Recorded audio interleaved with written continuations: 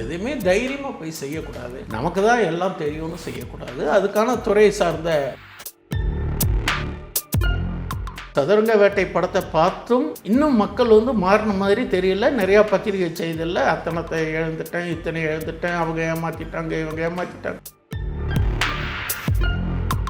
வித்தியாசமாக எனது பார்வையில் சொல்கிறேன், ஒரு ஸ்கேமுக்கு காரணமே வழிகாட்டுறது ஸ்பேம். ரெண்டும் பார்த்தீங்கன்னா ஒன்றா தான் இருக்கும். ஒரு எழுத்து தான் வித்தியாசம். அதில் பி இருக்குது, அதில் சி இருக்குது. சரி, ஒரு இடத்துல போய் வட்டிக்கு வாங்குறதுக்கு 5 ரூபா வட்டி 8 ரூபா வட்டிக்கு வாங்குறதுக்கு ஒரு நகையை அடமாச்சா பரவாயில்ல, கூப்பிட்டு கடந்துறான்னு சொல்லிவிட்டு ஒரு ப்ளே ஸ்டோரில் போடுறது, எதானா முன்பின் தெரியாத ஒரு ஆப்பை ஓப்பன் பண்ணுறது. அந்த ஆப்பை ஓப்பன் பண்ணால் அவங்களும் எல்லாம் செய்வாங்க. செஞ்சுட்டு பார்த்தீங்கன்னாக்கா நம்ம பணத்தை கட்டினாலும் முறையாக கணக்கு வச்சுக்கிறாங்களான்னு தெரியாது. நான் ஏமாத்துறவங்களை பற்றி குறையே சொல்லலை. ஏமாந்தவங்களே நீ ஏன் ஏமாறுறீங்க? நீங்கள் விழிப்புணர்வாக இருக்கணுமா இல்லையா? நாம் தான் விழிப்புணர்வாக இருக்கணும். அவங்களுடைய ப்ரொஃபஷன் அவங்க செய்கிறாங்க. அதுக்கு என்ன சொல்லுவாங்கன்னாட்டா கிரீடும்பாங்க, பேராசை. எதுவுமே இலவசமாக வராதுமா, எதுவுமே இலவசம் கிடையாது. 1 ரூபாய்னா 1 ஃப்ரீனாலே நம்ம யோசனை பண்ணணும். லாபம் பார்க்குறதுனா அவ்வளோன்னு உலக காரணிகள் பார்க்கணும், உள்ளூர் காரணிகள் பார்க்கணும், ட்ரெண்டு பார்க்கணும். இங்கே பாருங்கள், குளோபல் இஷ்யூ, நம்ம உள்நாட்டில் இஷ்யூ எவ்வளவோ இருக்குது. இத்தனையும் பார்த்து தான் அந்த நிறுவனத்துடைய பங்குகள் ஏறதா இறங்குறதா. This video is presented by BMC. Desktop and laptops for your office at wholesale price. All in one place. FT lifestyle நேயர்கள் அனைவருக்கும் வணக்கம். இப்போ வேர்ல்டில் வார் போயிட்டுருக்கு. வார் நடந்தாவே நம்மளோட ஸ்டாக் மார்க்கெட்டில் நிறைய சேஞ்சஸ் ஏற்படும். ஸோ அதில் என்னென்ன மாதிரியான சேஞ்சஸ் இப்போ ஏற்பட்டிருக்கு, அதில் நம்ம இந்தியாவுக்கு என்ன மாதிரியான பாதிப்புகள் ஏற்படும் அப்படின்ற நிறைய விஷயம் தான் இந்த வீடியோவில் நம்ம பேச போகிறோம். ஸோ அதுக்காக இன்றைக்கி நம்மளோட யார் ஜாயின் பண்ணியிருக்காங்க அப்படின்னு சொல்லி பார்த்தீங்கன்னா ஃபினான்ஷியல் பிளானரான கோவை விஸ்வநாதன் சார் தான் இருக்காரு. அவளை நம்ம வெல்கம் பண்ணிடலாம். வணக்கம் சார். நெறியாளருக்கு வணக்கம், நேயர்களுக்கு வணக்கம். சார் எப்படி இருக்கீங்க சார்? நல்லா இருக்கேன் சார். இப்போ நீங்கள் சொன்னீங்க பாதுகாப்பு அப்படின்னு. பணத்துக்கான பாதுகாப்பு இப்போ இருக்கிற காலகட்டத்தில் கொஞ்சம் குறைவு தான். இப்போ நிறைய phone calls, scam calls, spam messages, spam emails எல்லாமே வந்துட்டுருக்கு. சார் இங்கே உங்களுக்கு இவ்வளோ லோன் தரோம், நாங்கள் உங்களுக்கு இந்த இடத்துல பிளாட் இவ்வளோ கம்மி விலைக்கு தரோம், வீடு இப்படி வாங்கிக்கோங்க, நாங்கள் லோன்ஸ் அரேஞ்ச் பண்ணி தரோம், நீங்கள் இனிஷியலாக இவ்வளோ கட்டினா தான் போகுன்ற மாதிரியான ஃபோன் கால்ஸாக இருக்கட்டும், மெசேஜாக இருக்கட்டும், இப்போ உங்களுக்கும் வந்திருக்கும், எனக்கும் வந்திருக்கும். டே டு டே லைஃப்பில் நம்ம இது ஃபேஸ் பண்ணிட்டு தான் இருக்கோம். ஸோ இந்த ஸ்பேமை நம்ம எப்படி டீல் பண்ணுறது சார்? இது கொஞ்சம் வித்தியாசமாக எனது பார்வையில் சொல்கிறேன். ஒரு ஸ்கேமுக்கு காரணமே வழிகாட்டுறது ஸ்பேம். ரெண்டும் பார்த்தீங்கன்னா ஒன்றா தான் இருக்கும். ஒரு எழுத்து தான் வித்தியாசம். அதில் பி இருக்குது, அதில் சி இருக்குது. ஒரு மெசேஜ் வருது, நமக்கு என்ன வருது, ஐயா உனக்கு ப்ரீ குவாலிஃபைடாக 1.5 லட்ச ரூபா you are eligibility for sanction நம்மளுக்கு க்ரியேட் பண்ணும். நாம் கேட்கவே இல்லையாப்பா, நம்ம நம்பரை எங்கே எடுக்கிறாங்க, எப்படி பிடிக்கிறாங்கன்னு அப்படின்ட்டு வேற ஒரு ஆர்வத்தை உற்சாகத்தை தூண்டினோடனே சரி, ஒரு இடத்துல போய் வட்டிக்கு வாங்குறதுக்கு 5 ரூபா வட்டி 8 ரூபா வட்டிக்கு வாங்குறதுக்கு ஒரு நகையை அடமாச்சா பரவாயில்ல, கூப்பிட்டு கடந்துறான்னு சொல்லிவிட்டு ஒரு ப்ளே ஸ்டோரில் போடுறது, எதானா முன்பின் தெரியாத ஒரு ஆப்பை ஓப்பன் பண்ணுறது. அந்த ஆப்பை ஓப்பன் பண்ணால் அவங்களும் எல்லாம் செய்வாங்க. செஞ்சுட்டு பார்த்தீங்கன்னாக்கா நம்ம பணத்தை கட்டினாலும் முறையாக கணக்கு வச்சுக்கிறாங்களான்னு தெரியாது. நம்ம எவ்வளோ தான் கட்டி எவிடன்ஸ் கொடுத்தாலும் இன்னும் அக்கௌண்ட்டு க்ளோஸ் பண்ணுறதுக்குள்ள நிறையா சிரமங்கள் இருக்குது. அப்போ ஒரு ஸ்பேம் மெசேஜ் உங்களை ஒரு க்ரியேட் பண்ணுறது. அப்போ க்ரியேட் பண்ணி நீங்கள் எங்கேயாவது போய் அதில் போய் மாட்டிக்கிறீங்க. அது நம்ம நம்பிக்கையான நிறுவனங்களாக இருந்தால் ஓரளவுக்கு உத்தரவாதம் இருக்கும். அதில் தான் நமக்கு ஒரு சிக்கல் கொடுக்கக்கூடியதாக இருந்ததுன்னா அப்புறம் நம்ம புலம்பிகிட்டு இருக்கணும். அந்த ஸ்பேம் கன்வெர்டட் ஆஸ் ஸ்கேம் ஆகிடுது. அப்போ நிறைய வாடிக்கையாளர்கள் சேர்ற போது அது மாதிரி சில சிரமங்கள் இருக்குது. யாருமே நஷ்டத்துக்கு யாரும் வியாபாரம் செய்ய மாட்டாங்க. அதனால் தவறுன்னு சொல்லலை. என்னுடைய பார்வையில் அவங்களுடைய பிஸ்னஸ். உங்களுக்கு அந்த பணம் தேவையா? மனசில் நினச்சதெல்லாம் செய்யாதீங்க. மைண்டு ரேஷனலாக நினைக்கிறது மைண்டு நினச்சி இந்த பணம் நமக்கு தேவையா, சும்மா ஒருத்தர் கொடுக்குறாங்கன்ட்டு போய் நம்ம ஏன் வாங்கணும்? அதை அவங்கள நம்ம விமர்சனம் பண்ண வேண்டாம். அவங்களுடைய பிஸ்னஸ்ஸு செய்கிறாங்க, உங்களுக்கு வாய்ப்பை தராங்க. அது தேவையான முடிவு பண்ணுறது நீங்கள் தானே. நீங்கள் போயிட்டு எல்லாத்தையும் இங்கே பார்க்குறது, கம்மி வட்டி அது இதுன்னு செஞ்சு வாங்கிட்டு கடைசியில் அவஸ்தைப்படுற போது தான் இது பிரச்சனை ஆகிடுறது. இப்போது ஒரு கடந்த காலத்தில் என்னுடைய ஒரு அனுபவத்தை சொல்கிறேன். நானும் ஏமாந்துருக்கேன். ஓகே. நம்ம வாழ்க்கையில் ஏமாறுறவங்க இருக்கிறவங்களையும் ஏமாத்துறவங்க இருப்பாங்க. நான் ஒரு ரெடி பில்ட் ஹவுஸ் வாங்கினேன். Okay sir. ரெடி பில்ட் ஹவுஸில் என்னன்னு கேட்டேன்னாக்கா, நாம் ஒரு இடத்த வாங்கி ஒரு நல்ல இன்ஜினியர் விட்டு கட்டுறது, அப்ரூவல் வாங்கி அது போர்வெல்லாம் பார்த்து கட்டுறதுங்கிறது இன்றைக்கி பெரிய வேலை. நாம் என்ன நினைக்கிறோம், ஒரு கட்டின வீடு ஜென்ரலாக இப்போ எல்லாருமே கட்டின வீடு தான் வாங்குறாங்க, பெரியாட்டி கொடுக்குறாங்க. நான் அதில் எப்படி ஏமாந்தேன் அப்படின்னு கேட்டிங்கன்னா, நான் ஒரு வீடு வாங்கினோம். வீடு வாங்குறது பார்த்திங்கன்னா நல்லா அருமையாக வாஸ்துப்படி நல்லா தான் இருந்தது, ரொம்ப சௌரியமாக இருந்தது, விலையும் ஜென்னினாக தான் இருந்தது. நம்ம அதை வந்து கட்டடத்தில் குறைபாடுகளோ அல்லது வந்து வேறு எந்த குறைபாடுகளும் இல்லை, கரையம் பண்ணியாச்சு, வாங்கியாச்சு. நான் அந்த பார்க்குற போது பார்த்தீங்கன்னாக்கா அந்த போர்வெல் எவ்வளோ அடி போட்டிருக்காங்கன்னு எனக்கு தெரியாது. அந்த உள்ளே இருக்க கேபிள் ஒயர் என்ன பிராண்டுன்னு நமக்கு தெரியாது. ரெண்டாவது எந்த இடத்துல லைன் போகுதுன்னு தெரியாது. ஏதாவது பில்டிங்கில் எனக்கு தெரிஞ்ச நானும் இது வரலையும் பார்க்குறேன், எங்கேயாவது ஒரு வீட்டினுடைய எந்தெந்த இடத்துல லைன் எப்படி போகுதுன்னு ஒரு ஸ்ட்ரக்சர் பிளான் இருக்கா? எங்கேயுமே இல்லை. திடீர்னு நம்ம ஒரு ஜம்பர் போடுறோம், இது பண்ணுறோமோ அந்த இடத்துல லைன் போடுறது, அது ஷார்ட் ஆகுது, இது மாதிரியே வருது. நான் எப்படி ஏமாந்தேன்னு கேட்டிங்கனாக்கா, நான் மோட்டர் போட்டு பார்த்தேன், போர்வெல் வந்து எவ்வளோ போட்டிருக்காங்க, 600-700 அடி போட்டிருக்காங்க அப்படின்னு. எல்லாம் கரையெல்லாம் முடிச்சாச்சு, கிரகப்பிரவேசம்லாம் பண்ணியாச்சு. பண்ணி பார்த்தோன்னே மோட்டர் போட்டாக்கா 5 நிமிஷம் வந்து தண்ணி இல்லை. அப்புறம் நான் என்ன பண்ணிட்டு அதுக்கான இன்ஜினியர்ஸ்லாம் வந்து தூக்கி பார்த்தாக்கா அது 250 அடி தான் போட்டிருக்கு. ஆனால் என்கிட்ட சொன்னது 750 அடி. இதெல்லாம் நம்ம எப்படி போய் பார்க்கறது? இதெல்லாம் நமக்கு இன்விசிபிளாக இருக்குது. நம்ம ஒரு இடம் வாங்குறது தவறு கிடையாது, வாங்குங்கோ. வாங்கினாக்கா நீங்கள் எப்படி ஒரு ஈசி போட்டு பார்க்குறோம், விலங்கு சீட்டு போட்டு பார்க்குறோம், இந்த பட்டா யார் பேரில் இருக்குது, இந்த இடத்துக்கு சொந்தக்காரங்க ஒரு 30 வருஷத்துக்கு தாய் பத்திரத்துக்கு பேக்ரவுண்டு பார்க்குறோம், நிறையா லீகல் ஒப்பீனியன் வாங்குகிறோம். அதுக்கு தான் நாம் என்ன சொல்கிறோம் கேட்டிங்கன்னா, எந்த ரெடி கேஷ் வச்சு வாங்கினாலும் கூட நம்ம எதுலையும் ஒன்றும் பேங்க்கில் போய் ஒரு கொஞ்சம் அமௌண்ட் போட்டு பேங்க்கில் லோன் வாங்கணும். லோன் வாங்கினா அந்த லீகல் பிரான்ச்சஸ் உங்களுக்கு எல்லாமே கரெக்டாக அப்டேட் பண்ணிடுவாங்கிறது ஒன்று. நான் ஏன் ஏமாந்தோம் அப்படின்னு கேட்டிங்கனாக்கா, எனக்கு அது தோணலை. சரி, எல்லாம் நம்பிக்கையான அதெல்லாம் ஒன்றும் குறையில்லை, நல்லா பில்டிங்லாம் பக்காவாக இருக்குது. இந்த விஷயத்தில் பார்த்தீங்கன்னாக்கா 250 அடி தான் போட்டிருக்கு, தண்ணி இல்லை. மறுபடியும் அப்புறம் ரீபோர் போட்டு மறுபடியும் அதுக்கு மோட்டர் செலவுகள், இதெல்லாம் எனக்கு கூடுதல் செலவு தானே. அது மாதிரி இந்த இடத்துல தண்ணி எப்படி இருக்குது, சாயில் சர்டிஃபிகேட்டு, இதெல்லாம் நம்ம வாங்கி பார்த்துட்டு தான் விழிப்புணர்வாக இருக்கணும். அதே மாதிரி இந்த ஸ்பேமுக்கு சமீபத்தில் உங்களுக்கு ஞாபகப்படுத்துகிறேன், நானும் பார்த்துருக்கேன், நீங்களும் பார்த்துருக்கோம். அந்த திரைப்படம் சதுரங்க வேட்டைன்னு ஒரு படம் வந்தது. சதுரங்க வேட்டை படத்தை பார்த்தும் இன்னும் மக்கள் வந்து மாறின மாதிரி தெரியல. நிறையா பத்திரிகை செய்தியில் அத்தனத்தை இழந்துட்டேன், இத்தனை இழந்துட்டேன், அவங்க ஏமாற்றிட்டாங்க, இவங்க ஏமாற்றிட்டாங்க.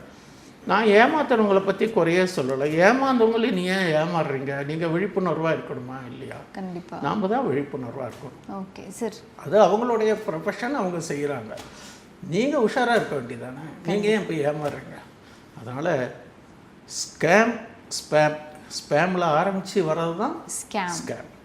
அப்போ ஸ்கேமுக்கு காரணங்கள் முடியாத டயத்தில் நம்ம வேறு வகையில் பிரச்சனைகளை சந்திக்க வேண்டியதாக இருக்குது. அதனால் எல்லோரும் கட்டிக்காரர்கள் இல்லை, நாம் விழிப்புணர்வாக இருக்கணுங்கிறதுக்காக இது சொல்கிறோமே தவிர நம்ம யாரையும் குறை சொல்லலை, விமர்சனம் பண்ணலை.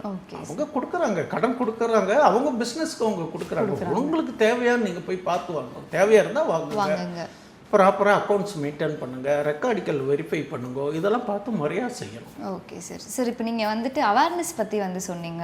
இப்போ இருக்கிற காலகட்டத்தில் அந்த நீங்கள் சொன்ன மாதிரி எவ்வளோ தான் படங்கள் வந்துட்டு சொன்னாலும், அவேர்னஸ்க்காக வீடியோ க்ரியேட் பண்ணி கவர்மெண்ட் சைட்லேருந்து கொடுத்தாலும் மக்களுக்கு அந்த அவேர்னஸ் அப்படிங்கிறது இன்னுமே வந்துட்டு கம்மியாக தான் இருக்குது. ஏதாவது ஒரு வகையில் ஒரு ஷார்ட்கட் மூலயமா எனக்கு வந்துட்டு ஒரு பணம் கிடைச்சிடாதா அப்படிங்கிறது தான் வந்துட்டு நிறைய பேரோட மைண்ட் செட்டாகவே இருக்குது. ஸோ இந்த ஷார்ட் டைமில் பிக் மணி அப்படிங்கிறத நீங்கள் எப்படி பார்க்குறீங்க சார்? அதுக்கு என்ன சொல்லுவாங்கன்னாட்டா கிரீடும்பாங்க, பேராசை. எதுவுமே இலவசமாக வராதுமா, எதுவுமே இலவசம் கிடையாது. 1 ரூபாய்னா 1 ஃப்ரீனாலே நம்ம யோசனை பண்ணணும். ஆனால் எதுவுமே கிரீடில் போய் நம்ம மாட்டிக்கிறோம்.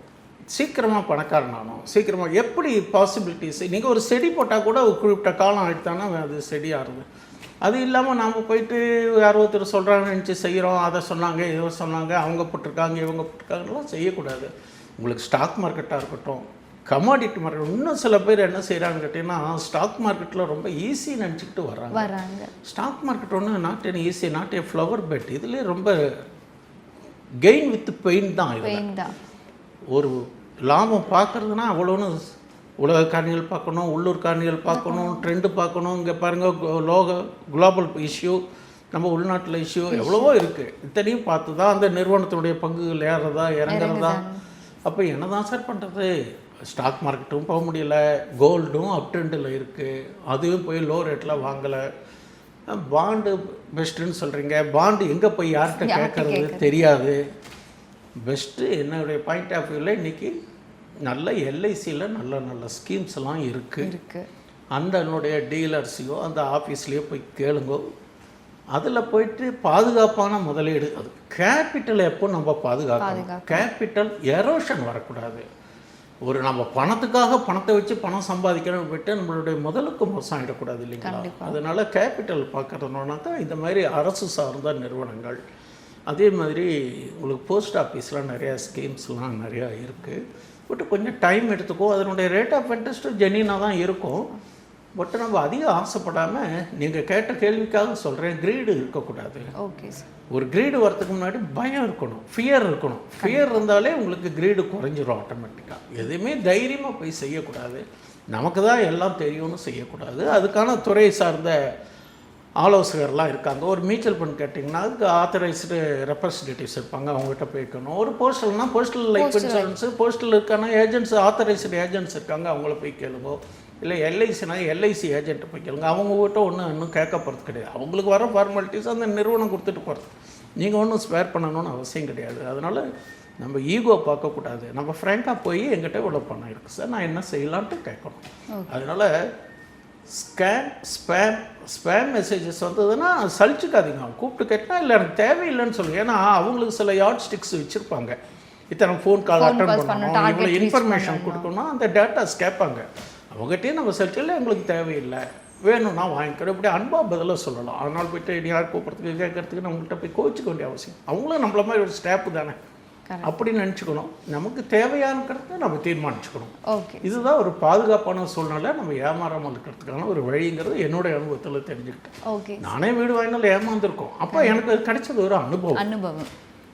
சரி, இப்போ பேசிவ் இன்கம் அப்படிங்கிறது எல்லாருக்கும் தேவைப்படுற ஒரு விஷயம். ஸோ அதை வந்துட்டு நான் ஒரு ட்ரேடிங் பண்ண போகிறேன் அப்படின்னு சொல்லி நிறைய பேர் வந்துட்டு இப்போ சொல்கிறாங்க. ஸோ இப்போ ஒரு யங்ஸ்டர்ஸ் வந்துட்டு என்ன சொல்கிறாங்கன்னா, நான் படித்து முடிச்சுட்டு உடனே வந்துட்டு ட்ரேடிங் கோர்ஸ் போகிறேன், நான் ட்ரேடிங்கே வந்துட்டு ஃபுல் டைமாக பண்ண போகிறேன் அப்படின்னு சொல்லி நிறைய பேர் வந்துட்டு ட்ரேடிங்குள்ளே இறங்குறாங்க. ஸோ அப்படி இறங்குற யங் பீப்புளுக்கு நீங்கள் ஒரு அட்வைஸ் சொல்லணும், இல்லை வந்து இப்படி பண்ணுங்க அப்படின்னு சொல்லி ஒரு அட்வைஸ் கொடுக்கணும் அப்படின்னா என்ன சொல்லுவீங்க சார்? இந்த பங்குச்சந்தையை பொறுத்தவரையிலே நான் 24 ஆண்டு காலமாக இதில் அனுபவம் கிடைச்சிருக்குங்கிற அனுபவத்தில் நான் சொல்கிறேன். யாருக்கும் நான் அறிவுரையாக சொல்லலை, ஒரு ஆலோசனையாக எடுத்துக்கோங்க, ஒரு விழிப்புணர்வாக எடுத்துக்கோங்க. எடுத்த உடனே இதில் வந்து பணம் சம்பாதிக்கக்கூடிய இது கற்பக விருஷம் இல்லை. திரைப்படத்தில் வரக்கூடிய கனவு சீன் மாதிரி பணம் கொட்டுற மரம் இல்லை. இது ஏடிஎம் மாதிரி பணம் கொடுத்தோன்னு கேட்டோன்னு கொடுக்குற இடமும் இல்லை. இதில் உங்களுடைய முதலீடு போடணும், உங்களுடைய இன்வால்மெண்ட் இருக்கணும், எல்லாத்துக்கு மேலே லேர்னிங் இருக்கணும். வேணும் படிச்சுட்டா மட்டும் வந்து இதில் சம்பாதிச்சிட முடியாது. நான் ஒரு கோர்ஸு படித்தேன் சார், அதெல்லாம் எனக்கு எல்லாம் தெரியும்னு நினச்சி பண்ணுறதுக்கான சூழ்நிலையை இது சப்போர்ட் கொடுக்கல. டெக்னிக்ஸு ட்ரிக்ஸு தெரியணும், நுணுக்கம் தெரியணும். அப்போ எப்படி நம்ம ஒரு டிரைவிங் லைசன்ஸ் எடுக்கிற போது லைசன்ஸ் வாங்குகிறோம், இப்போ மேடு பள்ளம் வந்தோடனே அதுக்கு தகுந்த கீரை மாத்திரமா இல்லையா? அதுமாரி இதுலேயும் ஏற்ற இறக்கங்கள் இருக்குது, பங்குச்சந்தையினுடைய தாக்கங்கள் இருக்குது, உலக காரணிகள் எல்லாம் பார்க்கணும். இல்லை சார் நான் இதை படிச்சுட்டேன், இந்த மாதிரி சொல்லியிருக்காங்க, இது மாதிரினா கரெக்டு. ஆனால் இன்றைக்கி இருக்கிற ட்ரெண்ட் பேசிஸ் என்ன? Trend is our friend. Learn and earn. Learn பண்ணிட்டீங்கன்னா எல் போயிடுது, லேர்ன் பண்ணக்கப்புறம் மட்டும்தான் நிற்கிது. உங்களுக்கு சான்சஸ் ஃபார் ஏர்ன். வெறும் படிச்சுட்டா மட்டும் பத்தாது, படித்ததோடு இல்லாமல் பேக் டெஸ்ட் பண்ணணும், அப்டேட் நியூஸ் இருக்கணும். நான்லாம் காலையில் பார்த்தீங்கன்னா 8:30 மணிக்கு வரலையும் நம்ம மார்க்கெட்டை வந்து நாளைக்கு என்ன நடக்கும்னு சொல்ல முடியாது. இந்த மார்க்கெட்டில் நாளைக்கு பங்குச்சந்தை எப்படி இருக்கும்னு நான் இன்றைக்கி தீர்மானிக்க முடியுமா? முடித்தா எல்லாருமே கோடீஸ்வரன் ஆகிடலாமே? சான்சஸ் இல்லை. அடுத்த 5 நிமிஷத்தில் சந்தையினுடைய ஏற்ற இறக்கங்கள் தாக்கங்கள் ஏற்படுத்தலாம். அதனால் ஒரு 8:30 குளோபல் மார்க்கெட்ஸ் எல்லாம் பார்க்கணும். நம்ம சந்தை எப்படி ஓப்பன் ஆகுதுன்னு பார்க்கணும். ஓப்பன் ஆகி 9:15 to 9:30 வரலையும் கொஞ்சம் பொறுமையாக இருக்கணும், வெயிட் பண்ணணும். அப்போ வெயிட் பண்ணி பார்த்துட்டு அதனுடைய ஓப்பன் லோ ஹை எல்லாம் தெரிஞ்சுட்டு அதுக்கு தகுந்த மாதிரி நம்மளுடைய சப்ளை டிமாண்டுக்கு தகுந்த மாதிரி நீங்கள் செலக்ட் பண்ணுற ஸ்டாக்கினுடைய வால்யூம் என்ன இதெல்லாம் பார்த்துட்டு தான் பண்ணணும். என்ன சார் இதெல்லாம் சொல்கிறதுக்கே எனக்கு 1/4 மணி நேரம் ஆகிடுமேன்னா ஸ்பீடாக பண்ணணும். அப்போ தான் இந்த பேக் டெஸ்ட்டு ஒரு பேப்பர் ஒர்க் பண்ணிங்கன்னா உங்களுக்கு ஒரு அனுபவம் கிடைக்கும். இதில் நிறைய உங்களுக்கு என்எஸ்சி வெப்சைட்லாம் இருக்குது. அதில் பார்த்தீங்கன்னாக்கா கெய்னர்ஸ் லூசர்ஸ் இருக்குது. இன்ட்ராடே பண்ணணும்னா டெய்லி இன்ட்ராடேவே பண்ணணும்னு அவசியம் கிடையாது. எப்போ என்ட்ரி கிடைக்கிறதோ அப்போ தான் இன்ட்ராடே பண்ணணும். இன்ட்ராடே மீன்ஸு ஓவர் நைட்டுக்கு வச்சுக்கக்கூடாதுன்னு தான் சொல்கிறோமே தவிர டெய்லி போய் பண்ணணும். 3 நாள் சம்பாதிச்சது மறுநாள் ஒரே நாளில் எல்லாம் வாங்கிடும். அப்படி பண்ணக்கூடாது. எப்போ என்ட்ரி கிடைக்கிறதோ அப்போ தான் என்ட்ரி ஆகணும். ஓகே சார், இப்போ நம்ம மறுபடியும் வந்து இந்த குளோபல் இஷ்யூக்கே வரலாம். குளோபல் இஷ்யூனால நிறைய பொருளாதார இதில் வந்துட்டு மாற்றம் வரும் அப்படிங்கிறத நம்ம டிஸ்கஸ் பண்ணோம். ஸோ இப்போ கோல்டு தாண்டி பெட்ரோல், கேஸ், டீசல் விலையை தாண்டி இந்த பர்டிகுலர் விஷயம் வந்துட்டு டிமாண்டுக்கு வந்துட்டு வரும் மார்க்கெட்டில் அப்படின்னு நீங்கள் ஃபீல் பண்ணுற ஒரு விஷயம் எது சார்? என்னுடைய கண்ணோட்டத்தில் பார்த்தீங்கன்னா இப்போது இருக்கக்கூடிய நம்ம சூழ்நிலை கைவசம் போதுமான இருப்பு இருக்கிறதாக செய்தி வாயிலாக தெரிஞ்சுக்கிட்டோம். ஓகே, போதுமான குருடாயெல்லாம் இப்போதைக்கு இருக்குது. பட் நமக்கு ரஷ்யா மற்றும் வளைகுடா சில நாடுகளில் வந்துகிட்டு இருக்குது. நமக்கு ஒன்றும் பெரிய பாதிப்புகள் ஏற்பட்ட மாதிரி எந்த நியூஸும் நான் இதுவரையிலையும் பார்க்கல, கேள்விப்படலை. நம்ம இல்லாத செய்தியை நாம் ஏன் போய் கவலைப்படணும்? இப்போதைக்கு நம்ம ஹாப்பியாக இருக்கோம். இருந்தாலும் நம்ம ப்ரிகாஷனரியாக வீட்டில் கேஸ் தீர்றதுக்கு முன்னாடியே 2 சிலிண்டர் இருந்ததுன்னா அட்வான்ஸாக புக் பண்ணி உனக்கு புக் பண்ணிட்டா, ஏன்னா அது சப்ளை டிலே ஆகும். அதே மாதிரி வண்டிக்கு பெட்ரோல் போடும்போது ரிசர்வில் வச்சுட்டு வண்டி ஓட்டாதீங்க. முடிஞ்ச வரல 4 லிட்டர் 5 லிட்டர் போடுங்க. டிமாண்டுனா திடீர்னு ஒரு சப்ளை லேட்டாக வரலாம், நம்ம அவசரத்துக்காக பண்ண முடியாது. அப்போ வந்து அது கொஞ்சம் முன்ன பண்ண டைம் எடுத்துக்கும். அதனால் நம்ம ப்ரிகாஷனரியாக இருக்கணும். என்னுடைய பார்வையில் இப்போதைக்கு எதுவும் பெரிய பிரச்சனை இல்லை. ஆனால் இந்த போர் தொடர்ந்து ஆயில் க்ரூடு பிரச்சனை வந்தால் இதுக்கெல்லாம் கொஞ்சம் தாக்கம் இருக்கலாம் என்கிறது என்னுடைய கணிப்பு. இதனால் இன்ஃப்ளேஷன் ஏறதுக்கான வாய்ப்புகள் இருக்குது. இதனால் நம்ம நாட்டுடைய ஜிடிபியினுடைய வித்தியாசங்கள் வரதுக்கான வாய்ப்புகள் இருக்குது. நல்லபடியாக சுமூகமாக முடிஞ்சு சீக்கிரம் முடிஞ்சிட்டுன்னா நம்ம ஏசிட்டிஸ் இருக்கலாம்.